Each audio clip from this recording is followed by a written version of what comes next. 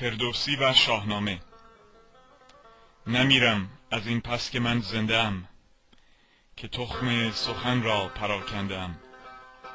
ملت ایران در طی چند هزار سال گذشته درخشان خود بزرگانی از شاعران، حکیمان، دانشمندان و هنرمندان در دامان خود پرورانیده که مایه سرافرازی ما در جهانند و از آن میان از بزرگترین ایرانیان فردوسی طوسی است. وقتی شخصیت بزرگان رفته را بر مبنای تأثیری که بعد از خود بر جای گذاشتند و با طول مدتی که اثر آنها پایدار مانده بسنجیم، در میابیم که فردوسی بزرگترین ایرانی در تمام ادوار و قرون بوده است. هیچ ایرانی به اندازه فردوسی در سرنوشت ملت و کشور خویش تأثیر پایدار بر جای ننهاده است. فردوسی بی تردید بزرگترین شاعر ایرانی است و در آینده هم وقتی که تعصبات کاهش پذیرد، جهانیان او را بزرگترین شاعر بشریت خواهند شناخت. وقتی به درجه شهرت و اعتبار انبوه شاعران ایران در هزار سال گذشته می‌نگریم، می‌بینیم در هر قرنی شاعری در اوج شهرت بوده و با گذشت سالها و تحول ذوقها شاعران دیگری ظهور کردند و پرده فراموشی بر روی نامداران دیروز افتاده است.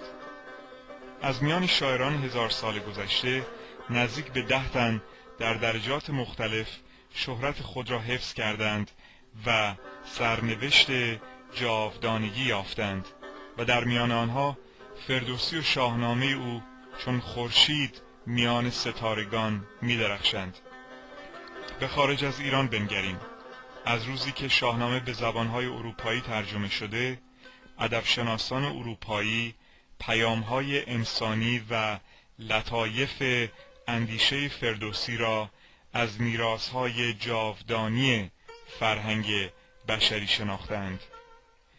در میان تمام شاعران بزرگ جهان هیچ یک را نمیابیم که مثل فردوسی همه عمر خود را از جوانی تا پیری صرف آفرینش تنها یک کتاب با یک آرمان والا کرده باشد.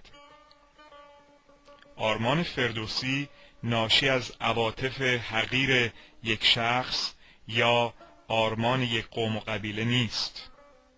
آرمان فردوسی آرمان یک ملت بزرگ و آرمان انسانیت است.